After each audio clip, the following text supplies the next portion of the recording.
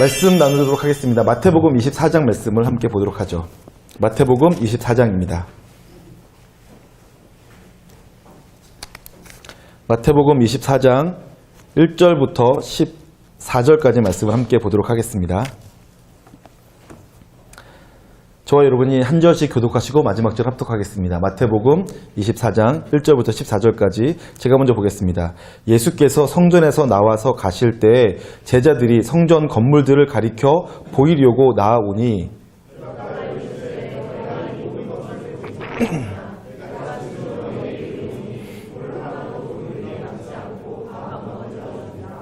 예수께서 감난산 위에 앉으셨을 때에 제자들이 조용히 와서 이르되 우리에게 이르소서 어느 때에 이런 일이 있겠사오며 또 주의 임하심과 세상 끝에는 무슨 징조가 있사오리이까.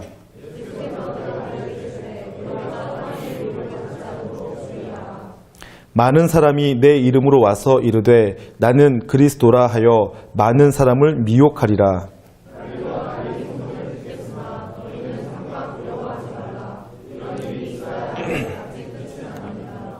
민족이 민족을, 나라가 나라를 대적하여 일어나겠고 곳곳에 기근과 지진이 있으리니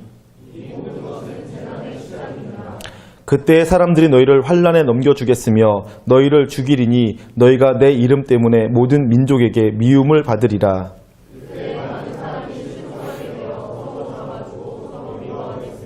거짓 선지자가 많이 일어나 많은 사람을 미혹하겠으며 그러나 끝까지 견디는 자는 구원을 얻으리라. 이 천국 복음이 모든 민족에게 증언되기 위하여 온 세상에 전파되리니 그제야 끝이 오리라. 아멘. 오늘 말씀해 보니까 24장 1절과 2절에서 예수님께서 성전이 무너질 것에 대해서 말씀하세요. 예루살렘 성전이 무너진다는 거죠. 역사적으로 이스라엘 성전은 이미 그 전에 바벨론에 의해서 한번 무너진 적이 있었어요. 그리고 나서 그들이 포로로 잡혀갔다가 70년 만에 귀환하여서 포로 귀환해서 다시 제일 먼저 성전을 건축하였죠. 그런 다음에 그 성전을 지금 예수님 당시에는 헤롯이라고 하는 그 당시의 왕이 로마로부터 그 왕권을 받았어요. 원래 헤롯은 이두메 사람, 에돔 사람이었어요. 그러니까 에돔 사람인데 이스라엘 나라를 다스리니까 이스라엘 사람들이 에돔 사람인 헤롯 왕에 대해서 반감이 많았죠. 그러니까 헤롯 왕은 이스라엘 사람들에게 자기가 다스리고 있는 로마로부터 직분을 받아서 다스리고 있는 영지에 있는 사람들에게 환심을 살려고 예루살렘 성전을 근사하고 아름답게 증축하고 있는 중이었어요. 그 증축하는 기간이 오래되고 있었는데 그 성전이 증축되고 있는 그 성전이 무너질 거라고 지금 예수님께서 말씀하고 계시는 거예요. 그런데 여러분, 성전이 무너진다는 말은 이스라엘 사람들에게 있어서는 아주 끔찍한 얘기였어요. 있을 수 없는 일, 상상하고 싶지 않은 일이었던 거죠. 왜냐하면 이스라엘 사람들에게 있어서 그들의 신앙은 두 가지 축이 있었어요. 여러분 혹시 기억났어요? 이스라엘 사람들의 신앙의 두 가지 축? 첫 번째 축은 율법 신앙이에요. 토라 신앙. 말씀을 중심으로 해서 율법을 철저히 지키자, 다시 말씀으로 돌아가자, 율법을 철저하게 지키는 것으로 돌아가자라는 신앙이었어요. 이스라엘 사람들에게 있어서 신앙이 그랬다는 거죠. 또 하나의 신앙이 성전을 중심으로 한 신앙이었어요. 제사를 드리는 신앙, 제사를 더 온전하게 드리자, 성전에서 더 온전히 예배를 드리자, 절기를 더 철저히 지키자, 이렇게 하는 성전 중심의 신앙, 토라 중심의 신앙, 이것이 이스라엘 사람들의 신앙의 양대 축이었어요. 그리고 율법 중심의 신앙, 토라 중심의 신앙을 외치는 사람들이 바리새파 사람들이었고요. 또 성전 중심의 신앙, 예배 중심의 신앙을 외치는 사람들이 대제사장들과 사두개파 사람들이라고 대표해서 말할 수가 있겠죠. 그래서 바리새파 사람들이나 사두개파 사람들이나 이스라엘 사람들의 종교 지도자였고 또 이스라엘 사람들에게 신앙을 잘 전수하고 전파해야 될 역할을 감당하는 사람들이었어요. 그리고 그래서 그들에게 있어서 성전은 아주 중요한 신앙의 한 축이었죠. 얼마나 그들이 성전을 중요하게 생각했냐 하면 대표적인 것이 다니엘 기사에 나와 있어요. 여러분 잘 아시겠지만 다니엘이 페르시아의 이제 국무총리가 되었어요. 그러자 다른 총리들이 다니엘을 시기했어요. 어떻게 하면 다니엘을 무너뜨릴까라고 고민하다가 다니엘이 하나님을 향한, 여호와 하나님을 향한 신앙이 있는 줄 알고 다니엘을 종교 외에는 넘어뜨릴 것이 없다라고 해서는 다니엘의 종교로 다니엘을 넘어뜨리려고 작정을 했어요. 그래서는 왕에게 이러한 공문을 받아온 거죠. 왕을 향한 신앙이 아닌 다른 신에게는 절하지 못하게 하는 법령을 만들었어요.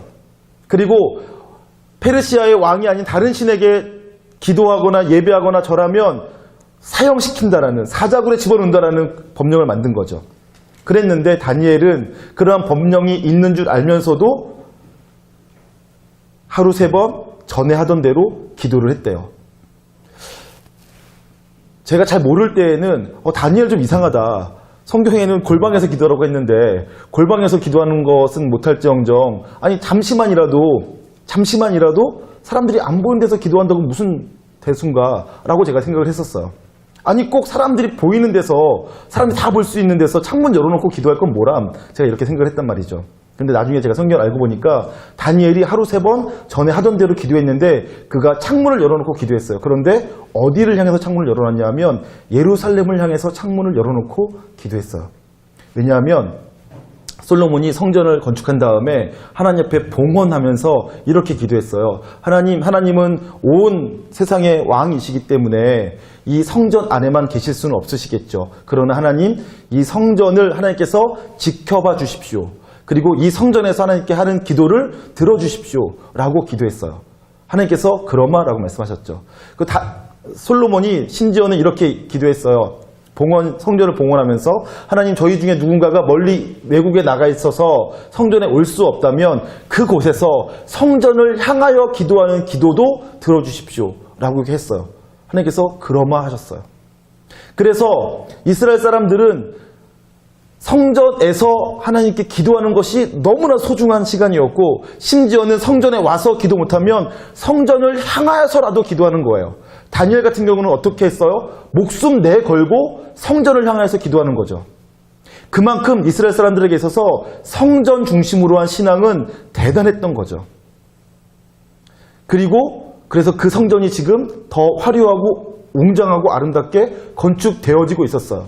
그러한 시점에서 예수님께서 그 성전이 무너질 것이다 라고 말씀하신 거예요. 그러니까 제자들에게는 이 소식이 천천병력처럼 여겨졌겠죠. 자, 그런데 왜 이 성전이 무너져야만 했었을까요? 여러분 가만히 생각해 보세요. 제일 처음에 성전을 허락하신 분이, 만들어주신 분이 누구세요? 우리 하나님이세요. 물론 성전이 아니라 장막이었죠. 출애굽하는 이스라엘 사람들에게 제일 먼저 하나님을 예배하기 위해서 나가겠다고 얘기했고, 그들이 나오자마자 제일 먼저 시내산 앞에 도착해서 했던 것이 성막을 만드는 일이었어요.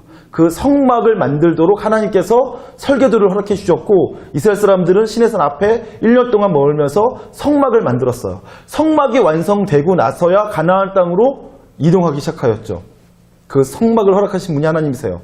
그 성막을 통해서 하나님께서 무엇을 하시려고요? 하나님과 이스라엘 백성이 교제하려고요. 그리고 이스라엘 백성이 죄를 지으면, 사람이니까 죄를 짓죠. 죄를 지으면 어떻게 해야 됩니까? 회개하고 용서받아야 되잖아요. 용서받아야 되는데 이스라엘 사람들이 하나님께 용서받는 비결은 뭐였죠? 어떻게 하면 이스라엘 사람들이 죄를 지은 것이 용서받을 수 있었죠? 제사 제도였어요. 이스라엘 사람들이 죄를 지으면 그들이 양이나 소나 비둘기를 가지고 와서 하나님 앞에 드리면서 자기 죄를 씻는 거예요. 그래서 제사를 통하여서 자기의 죄를 씻고 정결케 하였어요. 그렇게 하나님과 교제하도록 만드신 것이 성막이었고, 그 성막을 나중에 다윗 왕과 솔로몬 때 성전으로 만든 것이었습니다. 그러니까 이 성전 신앙은 하나님께서 허락하신 신앙이고 하나님과 사람 사이에 소통하는 창구였어요. 중요한 거였죠. 그런데 그 성전이 왜 무너져야만 했었을까요? 율법은 또 어떻습니까? 율법 역시 마찬가지로, 성전과 마찬가지로 이스라엘 백성이 출애굽해서 시내산을 가자마자 하나님께서 제일 먼저 십계명을 주셨죠. 율법을 주셨어요. 율례를 정하셨어요. 그렇게 살라고요. 율법을 지키면 복을 받고 율법을 지키지 않으면 벌을 받을 것이라고 하나님께서 말씀하셨어요. 그런데 하나님께서 그 율법이 무너졌대요. 자, 예수님께서 성전이 무너질 거라고 24장 1절과 2절에서 말씀하고 계십니다. 다시 한번 확인해 보겠습니다. 다시 한번 읽죠. 1절과 2절 같이 읽겠습니다. 시작.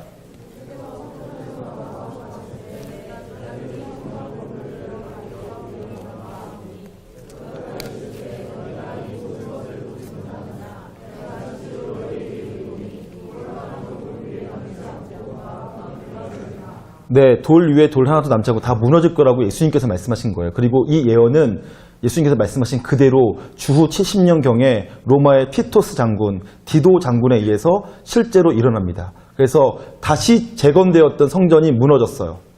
돌 위에 돌 하나도 남지 않고. 하나님께서 그것을 허락하신 거죠. 그렇다면 왜 두 번씩이나 이스라엘 민족의 성전은 무너져야만 했었을까요? 그것을 예수님께서 23장에서 말씀하고 계신 거였어요. 여러분 여기 보면 성경에 보니까 24장 2절에서 대답하여 이르되 너희가 이 모든 것을 보지 못하느냐라고 하시면서 성전이 무너지는 이유를 이 모든 것이라는 말로 압축해서 말씀하고 계세요. 그럼 다만 이 모든 것이 무엇입니까? 이 모든 것이 성전이 무너질 수밖에 없는 이유, 이 모든 것 때문에 성전이 무너진다는 거예요. 그 이 모든 것이 뭐예요? 19장, 20장, 21장, 22장, 23장에 있는 내용들이죠. 예수님께서 서기관들과 대제사장들과 또 바리새파 사람들과 논쟁하면서 있었던 일들, 특별히 23장에 나와 있던 얘기들입니다. 잘 들어보세요. 이스라엘의 주요 신앙은 율법 토라 신앙과 성전 신앙이라고 했어요. 그 토라 신앙의 가장 대표적인 선구자가 바리새파 사람들이라고 했죠. 그리고 성전 신앙의 대표적인 주자가 사두개인들이라고 했어요. 바리새파 사람들이 어떻게 했습니까? 바리새파 사람들이 율법을 철저히 지키겠대요. 613가지 율법을 만들어 놓고 그것을 철저히 지키려고 했어요. 그런데 그들이 그렇게 지키려고 했던 그 모습을 예수님께서는 뭐라고 말씀하셨습니까? 너희는 율법을 가지고 너희도 천국에 들어가지 않을 뿐 아니라 다른 사람이 천국에 들어가는 것을 막아서고 있다라고 말씀하셨어요.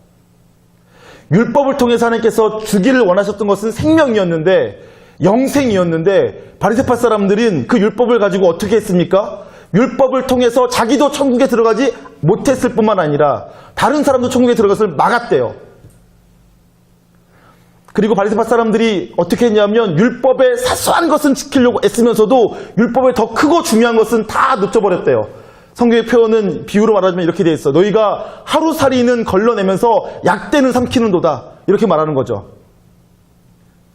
예를 들면 이런 거예요. 교회에서 장로를 뽑는데 술, 담배 안 하는 것만 봐요. 술, 담배 안 하면 장로 시켜준대요. 근데 여러분 술, 담배 안 하는 건 정말 하루살이 같은 문제예요. 그 안에 사랑이 있느냐, 하나님을 향한 경외함이 있느냐가 훨씬 더 중요한 거죠. 하나님을 사랑하는 것이 확인되지 않고 하나님을 경외하는 것이 확인되지 않았는데 술, 담배 안 한다고 장로될 자격이 있다고 얘기하는 것, 이런 것들이 바로 하루살이는 걸러내고 약대는 삼키는 것 같은 문제죠. 바리새파 사람들이 율법을 가지고 그런 일을 했다는 거예요. 예수님을 향해서 어떻게 얘기했습니까? 안식일을 지키는 게 중요하다고 하면서 예수님께서 안식일에 병든 자를 고쳐주려고 하는데 안식일날 왜 일을 하느냐라고 얘기하는 거죠. 여러분 안식일 규정도 규정이고 생명을 살리는 것, 병 고치는 것도 중요한데 안식일 규정과 생명을 살리는 것이 맞닥뜨려지면 어떻게 해야 됩니까?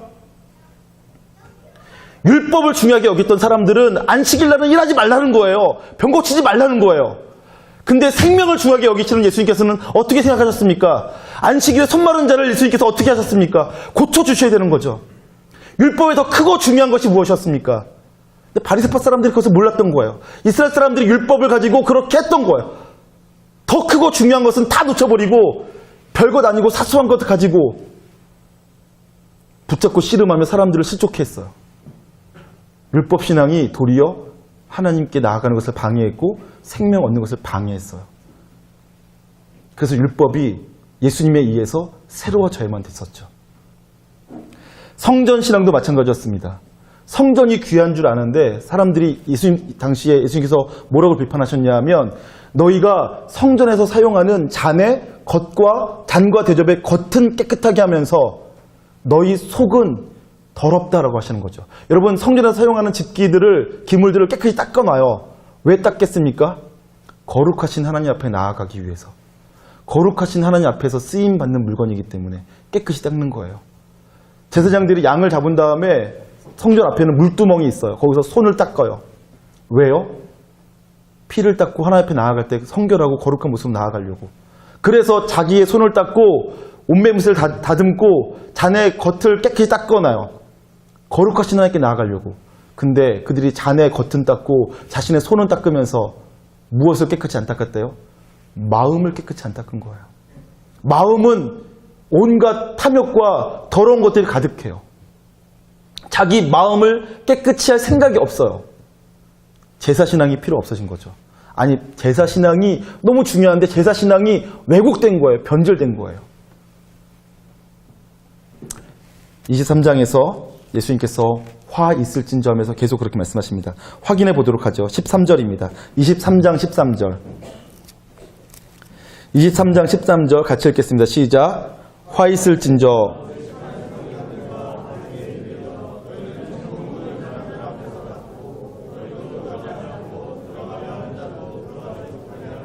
네, 서기관들과 바리새인들이 이렇게 했다는 거예요. 서기관들과 바리새인들은 율법을 담당하는 사람들이었어요. 근데 그렇게 했다는 거예요. 율법으로. 15절도 읽겠습니다. 시작.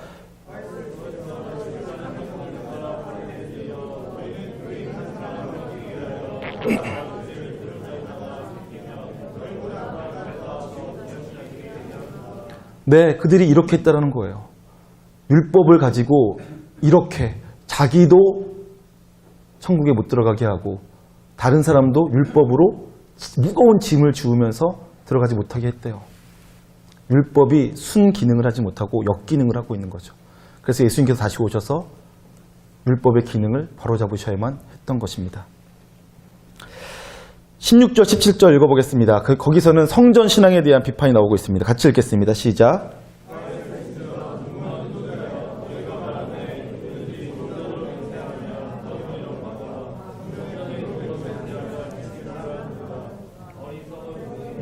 어느 것이 크냐? 그 금이냐? 그 금을 거룩하게 하는 성전이냐? 네, 여기서 지금 일단은 예물과 성전을 먼저 비교하셨어요, 예수님께서.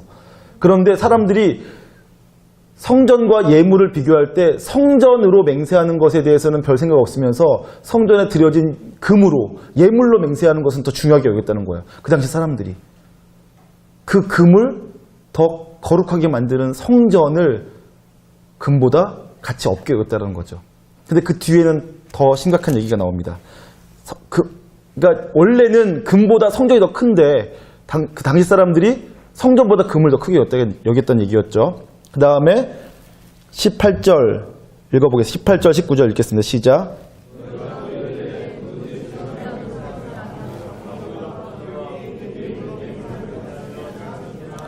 (19절까지) 맹인들이여 어느 것이 크냐 그 예물이냐 그 예물을 거룩하게 하는 제단이냐. 네, 이번에는 성전 안에 있는 제단과 예물을 비교하고 있는 거죠. 예물과 제단을 비교할 때는 제단이 더 가치 있고 고상한 것인데 그 당시 사람들 어떻게 했다는 얘기예요. 제단보다 제단 위에 바쳐진 예물을 더 중요하게 여겼다는 얘기를 하는 거죠. 잘못됐다는 거예요. 바뀌었다는 얘기입니다. 21절 22절 읽겠습니다. 시작. 또 성전으로 맹세하는 자는 성전과 그 안에 계신 이로 맹세함이요 자는 하나님의 보좌 위와 그 위에 앉으신 이로 맹세함이니라. 네, 당시 사람들이 맹세하는데 맹세하고 있으면서 실제로는 하나님을 소중하게 여기는 것이 아니라 자기 눈에 보이는 금이나 예물이나 그런 것들을 더 귀중하게 여기면서 살았다는 얘기예요. 성전신앙이 무너졌다는 거죠. 하나님께서 성전을 통해서 원하셨던 관계가 엉켰다라는 거예요. 그러니까 이미 무너져 버린 거죠. 이미 율법신앙이 무너진 거고 이미 성전신앙이 무너져 버린 거예요. 23절, 24절 그들이 어떻게 살았는지를 잘 보여주고 있죠. 읽어보겠습니다. 시작. 화 있을진저 외식하는 서기관들과 바리새인들이여 너희가 박하와 회양과 근처에 11조는 들이되 율법에 더 중한 바 정의와 긍휼과 믿음은 버렸도다. 그러나 이것도 행하고 저것도 버리지 말아야 할지니라. 맹인된 인도자여 하루살이는 걸러내고 낙타는 삼키는도다.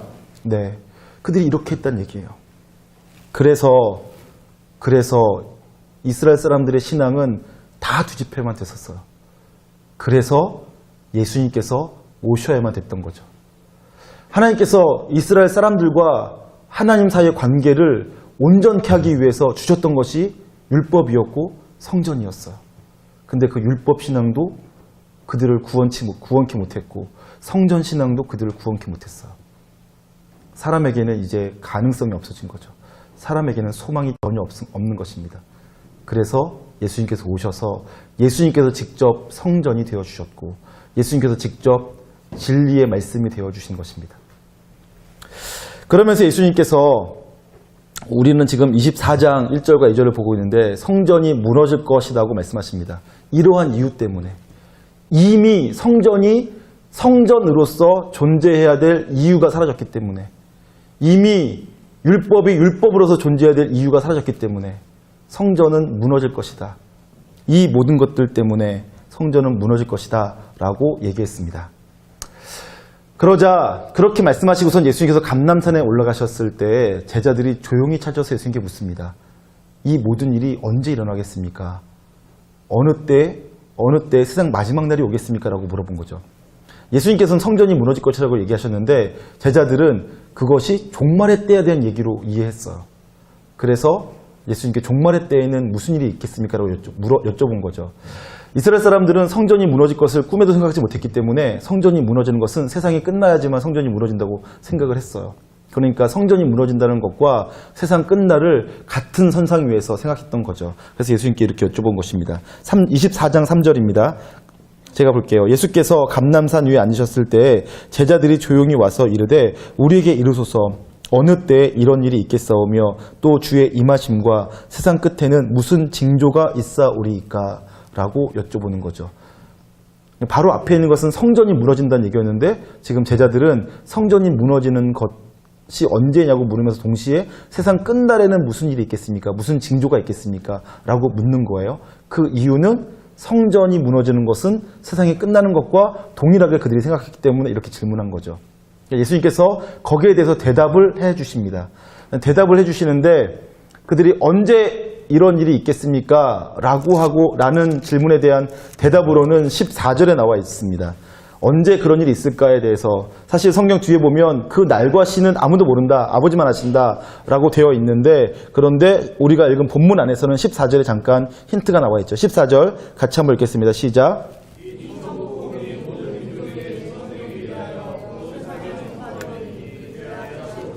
네, 이 천국 복음이 온 세상에 증언되기 위해서 전파되어야 된대요. 그래야지 끝이 온대요. 그러니까 이 땅에 있는 모든 사람들이 다 복음을 듣고 이 천국 복음을 듣고 구원받기를 원하시는 것이 우리 하나님 아버지의 마음인 거죠. 하나님은 이 땅에 있는 모든 사람이 다 구원받기를 원하십니다. 그것이 어느 때에 종말이 있겠습니까? 라는 질문에 대한 예수님의 대답이십니다. 그리고 그때에는 무슨 징조가 있겠습니까? 라고 물어봤어요. 징조에 대해서 예수께서 말씀해 주십니다. 그때가 언제인지는 모르지만 징조가 있을 것인데 그 징조가 이런 것이다 라고 말씀하시는데 나라와 나라, 민족과 민족이 서로 전쟁을 하겠대요. 그리고 곳곳에서 지진과 기근이 있을 거래요.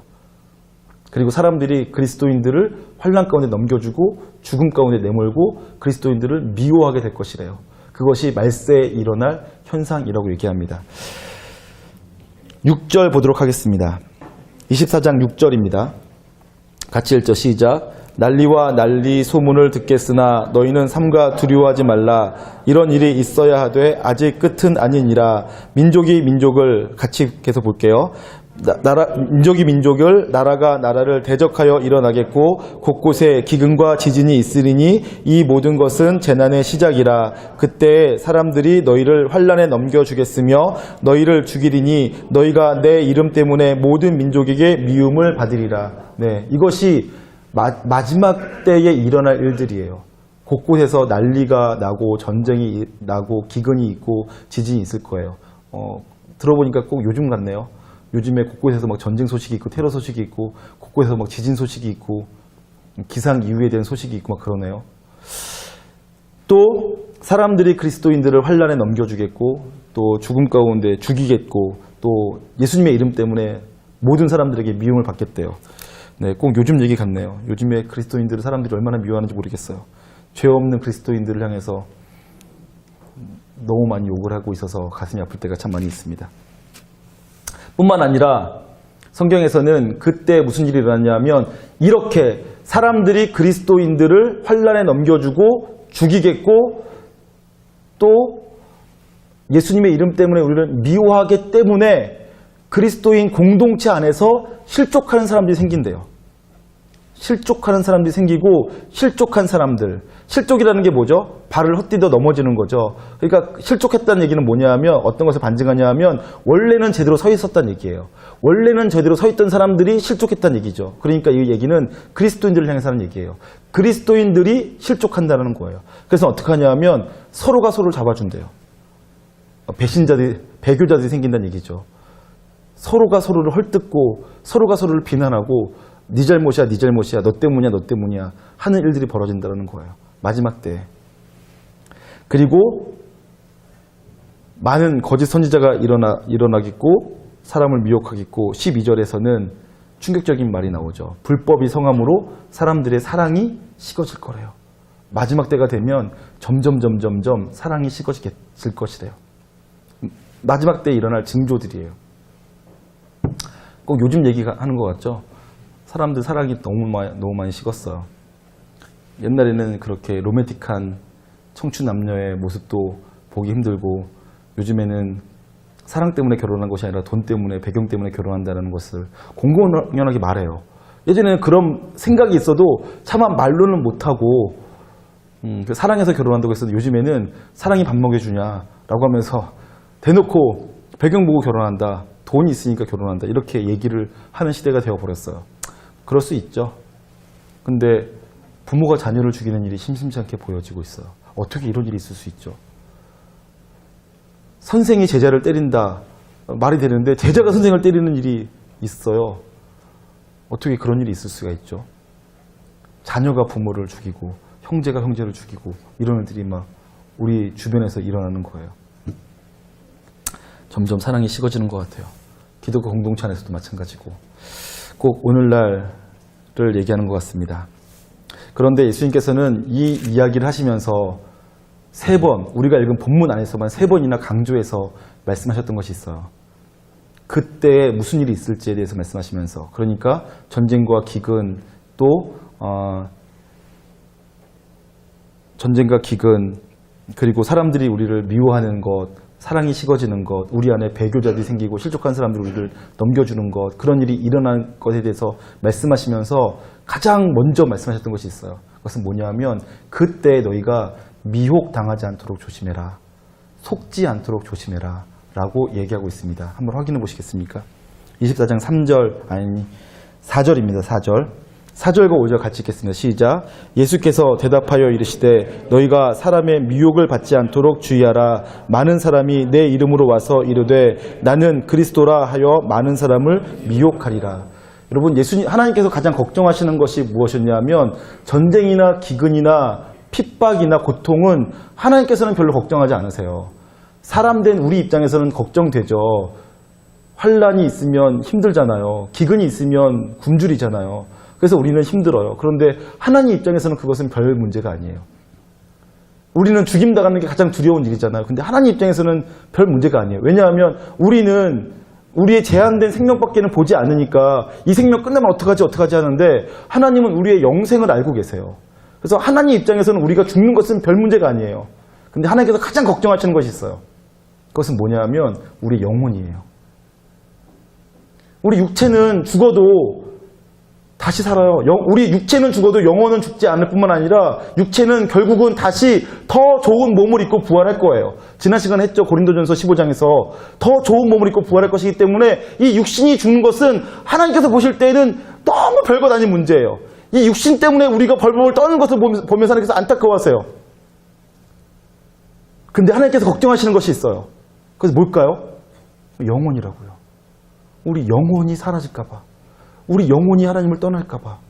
우리 영혼이 천국 백성으로 살지 못하고 지옥 자녀 될까 봐 제일 걱정하신다고요. 미혹을 받아서 속임에 넘어가서 하나님을 떠날까 봐.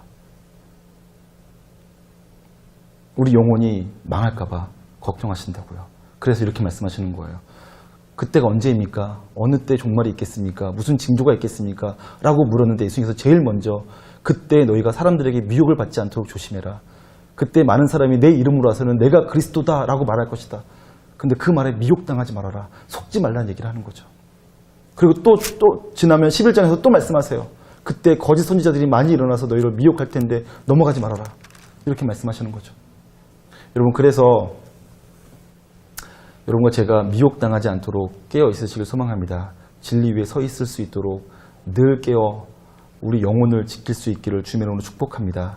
여러분, 근데 이 말씀이 심각한 이유가 무엇입니까? 바리새파 사람들이 그렇게 생각했어요. 바리새파 사람들이 어떻게 생각했다고요? 나는 율법을 철저히 지키며 하나님께서 가까이 나아가리라 라면서 율법을 지켰다고요. 사두개파 사람들이 그렇게 했어요. 자기들이 가장 경건한 사람인 줄 알았어요. 우리가 하나님을 가장 가까이 하며 경건하게 예배드리는 사람이다 라고 생각하며 살았다는 얘기예요. 그런데 그들이 하나님 예수님으로부터는 회칠한 무덤이라고 욕을 먹었어요. 화 있을진저 하면서 욕을 먹었단 말이에요. 여러분, 이 당시 사람들이 다시 23장으로 넘어가면 뭐라고 얘기했냐면요. 그들이 선지자들의 무덤을 만들고 선지자들을 위한 비석을 세우면서 이렇게 말을 하는 거예요. 내가 만약에 이 선지자가 살던 당시에 있었으면 우리 조상들처럼은 하지 않았을 것이다. 우리 조상들처럼 선지자가 하는 말을 못 알아듣고 그들을 죽이는데 내어주진 않았을 것이다. 이렇게 얘기했다는 거예요. 그들이. 그런데 실제로 그들은 어떻게 하고 있었어요? 선지자 중에 선지자. 메시아 하나님 예수님께서 오셨는데 그 예수님을 어떻게 했어요? 십자가에 못 박아라 하면서 내어줬잖아. 자기들은 나는 절대 안 그래. 우리 조상들 미쳤나 봐. 어떻게 이사야 선지자를 톱으로 쳐 죽일 수가 있어? 어떻게 에레미야 선지자를 돌로 쳐 죽일 수가 있어? 이렇게 위대한 선지자를 이렇게 말하면서 내가 그때 살았다면 나는 절대로 안 그럴 거야 라고 하는데 그렇게 말하는 자기들은 어떻게 하고 있다고요? 하나님을 몰라보고 십자가에 못 박아라 하고 있다고요. 확인해 볼까요? 23장 29절입니다. 23장 29절. 화 있을진저 외식하는 서기관들과 바리새인들이여 너희는 선지자들의 무덤을 만들고 의인들의 비석을 꾸미며 이르되 만일 우리가 조상 때에 있었더라면 우리는 그들이 선지자의 피를 흘리는데 참여하지 아니하였으리라 하니 라고 얘기하죠. 자기가 그때 있었으면 자기는 안 했을 거란 얘기를 하는 거예요. 근데 우리는 지금 다 알고 있잖아요. 그들이 무슨 짓을 했는지. 그렇게 말하는 그들이 무슨 짓을 했는지. 하나님을 몰라보고 하나님을 십자가 못 박아 죽게 만들었어요. 똑같은 짓을 하고 있는 거예요. 그러니까 여러분과 제가 지금 정신을 똑바로 차려야 되죠. 내가 정말 진리 위에 서 있는가? 세상이 우리를 미혹하는 것이 얼마나 심각한지요. 깜빡 잘못하면 속습니다. 잘 사는 것이 무엇입니까? 진짜 행복은 무엇입니까? 진짜 우리 인생의 의미는 무엇입니까? 어떻게 살아야 됩니까? 여러분들이 그런 것들을 결정할 때 어디에 근거해서 결정하고 계십니까? 부모님이십니까? 선생님이십니까? 선배들이십니까? 텔레비전 연속극 드라마에 나오는 사람들이십니까? 아니면 성경이십니까? 여러분들의 가치관은 무엇에 근거해서 형성되어 있습니까? 바리새파 사람들 서기관들이 하는 것처럼 금입니까? 아니면 성전입니까? 예물입니까? 아니면 제단입니까? 여러분들의 가치관은 무엇에 근거해서 세워 있습니까? 여러분들이 세상을 바라보는 눈은 무엇에 근거해서 형성되어져 있습니까? 성경입니까? 아니면 텔레비전입니까? 성경입니까? 아니면 교과서입니까? 여러분들이 자기 인식은 어떻게 되어 있습니까? 거울 보면서 나를 인식하시나요? 아니면 엄마 아빠가 해준 말로 나를 인식하시나요? 친구들 또래 집단이 하는 말로 나를 인식하잖아요. 친구들이 잘생겼다고 하면 잘생긴 거고 친구들이 못생겼다고 하면 못생긴 거고 친구들이 잘한다 괜찮다 그렇게 사는 거야 그러면 괜찮은 거고 그렇게 살고 있지는 않으신가요? 성경은 우리에게 너는 누구다 라고 말씀하고 계신가요? 여러분들의 자아상, 가치관, 세계관은 어디에 근거해서 지금 세워져 있나요? 만약 여러분들이 성경 위에 세워져 있지 않다면 여러분들은 미혹당하기 딱 좋은 입장입니다. 여러분 스스로는 나는 옳은 길, 바른 길, 의의 길, 생명의 길 간다고 생각할지 모르지만 성경을 통해서 점검해보지 않으면 여러분들을 어느새 다른 길 가고 있을지도 모릅니다. 제가 겁주는 것 같아 보이시죠? 네, 겁주는 거 맞아요. 제가 여러분 겁주고 싶어서 겁주는 거 맞아요. 그러나 여러분 정신 차리셔야 됩니다. 정신 안 차리고 이렇게 성경 안 읽고 이렇게 말씀을 등한히 하고 이렇게 진리 위에 진리를 사모하지 않고 살면 여러분들은 반드시 넘어지게 되었습니다. 부평중학교에도 그런 역사가 있다면서요. 교회가 서로 싸우고 깨진 적이 있었다면서요. 제가 잘한 교회도 그랬어요. 제가 잘했던 교회도 제가 고등학교 2학년 때부터 서너 차례 싸우면서 장로님들과 목사님들이 막 싸우고 막 그랬어요. 어떻게 그런 일이 있을 수가 있죠, 교회에서? 너무나 쉽게 그런 일이 벌어져요. 교회 안에서. 여러분들이 진리 위에 서 있지 않으면, 말씀 위에 서 있지 않으면 그렇게 될 수 있습니다. 미혹당하지 않도록 조심하십시오. 속지 않도록 조심하십시오. 진리 위에 서 계시지 않으면 여러분 금방 넘어질 수 있습니다. 스스로 잘한다고 생각하지 마십시오. 겸손하게 나는 아직도 말씀을 배워가고 있는 입장이고 아직도 말씀을 조금씩 따라가고 있는 입장이다.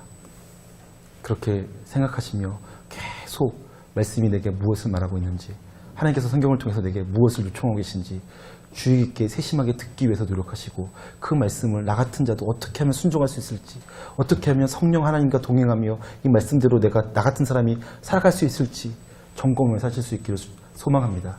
그렇게 하셔야지만 여러분들이 나중에 세상에 정말로 끝날 그때 하나님 앞에 충성되고 착하다고 인정받는 종이 되실 수 있습니다. 여러분 이제 집에 가셔서 오늘 읽은 본문뿐 아니라 뒤에 있는 24, 25, 26장을 읽으시면, 25장까지 읽으시면 예수님께서 이 종말의 때에 대한 또 다른 말씀들을 하고 계시죠.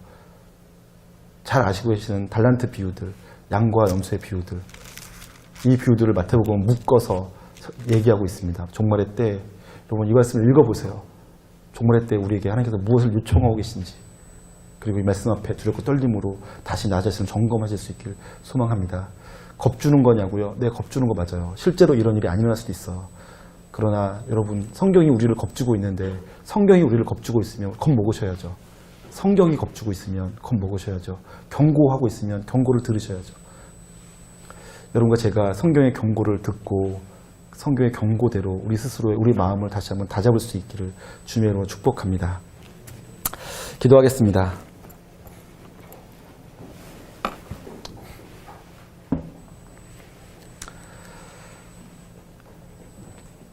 우리 한번 같이 기도할까요? 하나님, 바리새파 사람들도 제대로 산다고 했는데 제대로 못 살았다고 합니다. 사두개파 사람들도, 율법사도, 서기관도 스스로는 바르게 산다고 생각했는데 실제로는 바르게 못 살았다고 합니다. 혹시 저희도 스스로는 바른 줄 알지만, 스스로는 옳다 생각하지만 실제로는 잘못된 길을 가고 있는 것은 아닐까요? 교회는 열심히 빠지지 않고 다니고 있지만 실제로 진리는 잘 모른 채 살고 있는 것은 아닐까요? 진리 앞에 바로 서 있었으면 좋겠습니다. 진리 위에 내 삶이 세워졌으면 좋겠습니다. 세상 끝날 마지막이 올수록 미혹해하는 일들이 있고, 하나님께서 가장 걱정하시는 것은 우리 육신은 상하게 하지만 영혼은 건들 수 없는 세상이 아니라 우리 육신과 함께 영혼을 가장 걱정하고 계신데, 우리가 혹시 미혹당하여서 우리 영혼을 멸망의 구렁텅이로 끌고 가는 것은 아닐까요?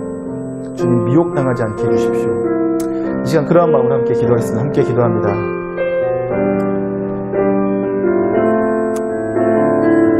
존귀하신 주님, 우리가 말씀이 바로 설 수 있도록 도와주시고 우리가 진리 위에 서 있을 수 있도록 역사하여 주시옵소서. 주님, 사람들 모두가 다 잘못된 길을 가고 옳지 않은 길을 걸어가고 있을 그때 주님, 저희들이 옳은 길, 의의 길, 생명의 길을 갈 수 있도록 역사하여 주시옵소서. 하나님 아버지, 죄송합니다. 하나님 죄송합니다. 하나님 죄송합니다. 저부터가 제대로 살지 못하였습니다. 하나님, 저부터가 제대로 살지 못하고 온전하지 못하였습니다. 주님,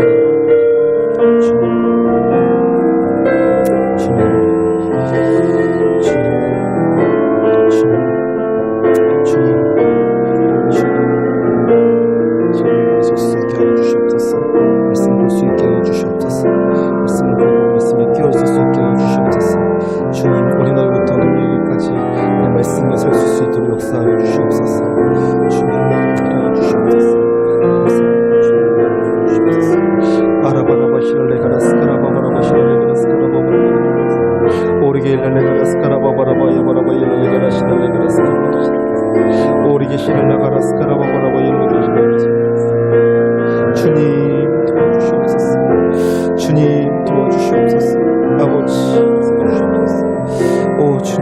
주시옵소서.